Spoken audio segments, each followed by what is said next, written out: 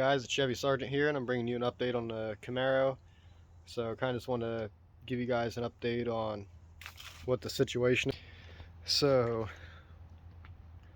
as you can see, obviously it didn't really show since I got the engine out. Probably seen my other video pulling the engine. I also ripped this thing out, which I didn't even really have to do much. It was already broken and just kind of just fell out when I tugged on it. So originally I was just going to do the heater retention box and just get, keep the heater and go that route. But as I was digging into it more, the heater in this car has never really functioned properly. All the duct work and everything's missing or broken. So it's just missing, everything's missing, broke, or just not functioning as it should. So now you can see I got this like gaping hole where I pulled the box out. So what I think I'm going to do is just block that off, and then I spent some time kind of reworking the factory truck harness because I'm too cheap to buy a pre-made one. I really wanted to, but then I decided to do a camshaft and some other stuff to the engine. So swinging the money a little different way this time, and why buy it when you can do it yourself? I've got the time. The car doesn't have to be done until spring, summer, whatever. So that being said, I think I'm going to use this hole right here. I might have to make it a little bit bigger, I'm not sure yet.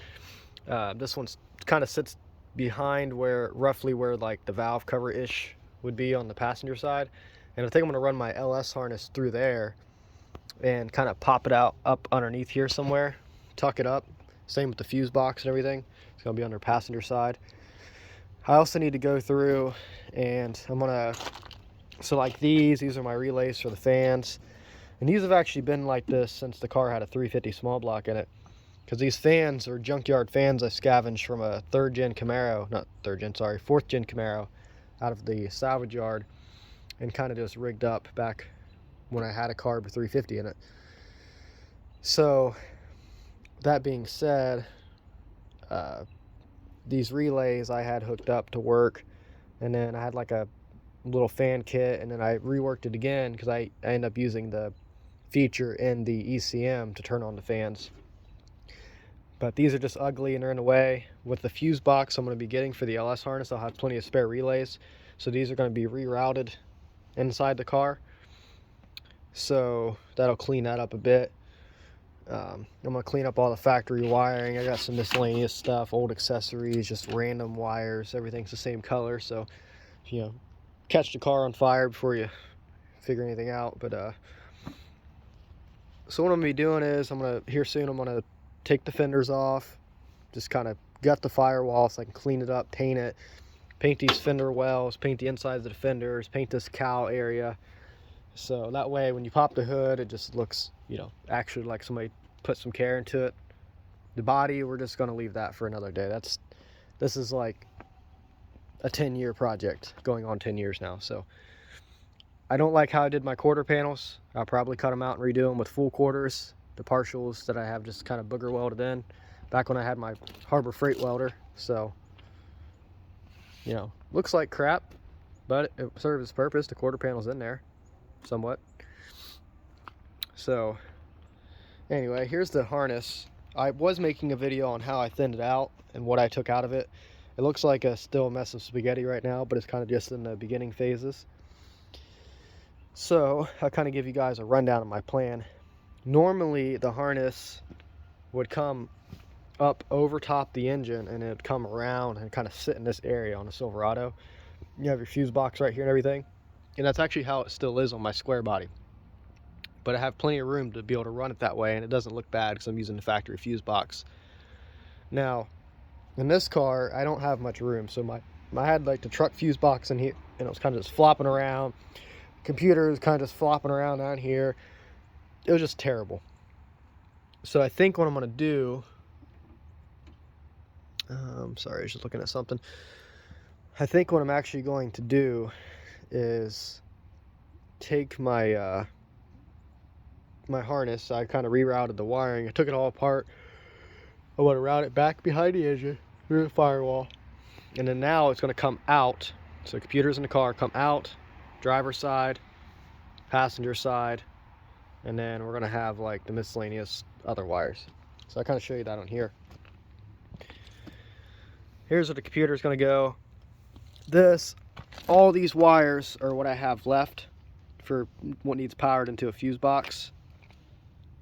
So this is actually going to be cut out. I'm not going to be using a Silverado fuse box anymore. I mean, I could be lazy and I could just plug it in. It'll be fine.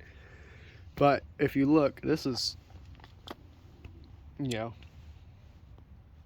a little over a foot distance that I have to, you know, from this.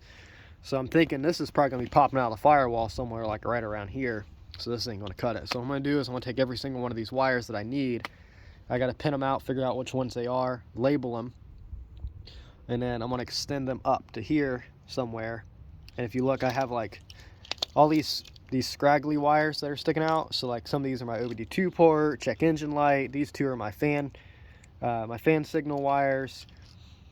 So I just have miscellaneous wires up here that I need to clean up or get it tied into a fuse box or OBD2 port, whatever. So I need to run all these up, extend them, tie these together, and that way they can all meet at a fuse box. Now if you come down the chain a little bit more, obviously this is all going to be loomed up. This is just kind of taped. I was kind of just laying things out on the engine and just kind of taping stuff up where I needed it. So it's a big bunch of mess. All right, so we got an O2 sensor over here, so driver side O2. And then we got our other O2 over there, our passenger side O2. Sorry, no, I've got that flipped. This is passenger side, this is driver side. Same deal. Got all of our driver side injectors, driver side coil. Up there is the alternator wire. It's a different color because I accidentally snipped it when I was thinning out the harness and then had to add another wire in. So I couldn't remember where the wire went. Right here in the center of the harness, so this is going to be kind of where it spits out of the firewall. Right in the center, we got our camshaft position sensor. We got our, what was this one? Oh, knock sensors, and we got the manifold absolute pressure sensor. Come right here, there's our O2 again. This side of the harness, this is going to fall about behind the passenger side head. So this will be our grounds, so either chassis or block. I might break these off and do one chassis and one block. That way it's kind of even. And then we got over here, that's our crank sensor. So this will come down. It's all tangled up right now, but come out of there. Anyhow,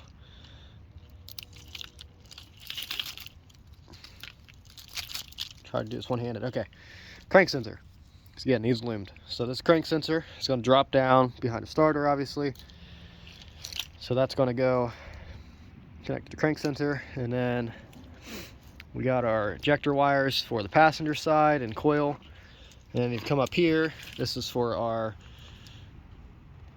what was this for? This is for the drive-by-wire throttle, so throttle body.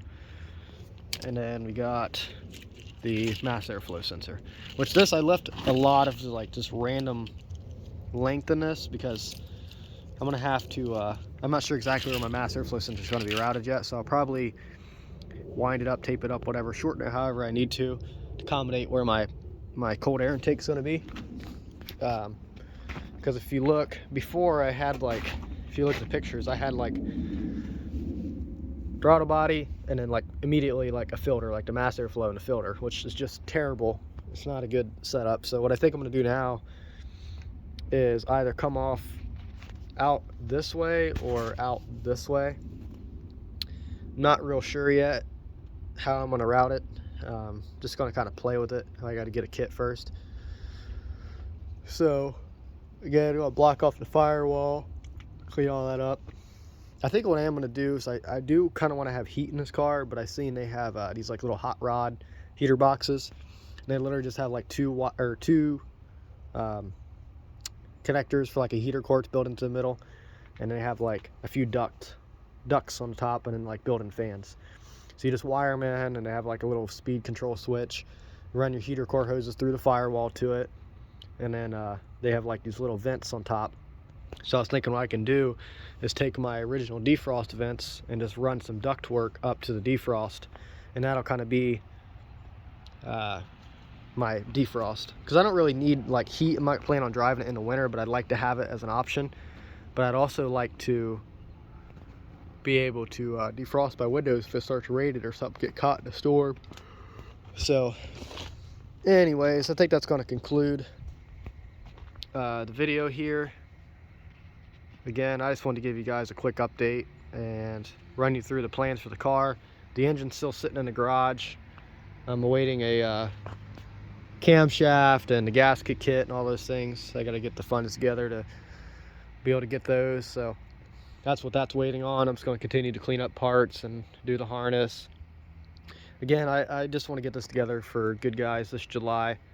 It's been since 2021 since I took it, I think. Whenever the 23rd Good Guys. Oh yeah, right there, 2021. So that was the last time I took it to Good Guys.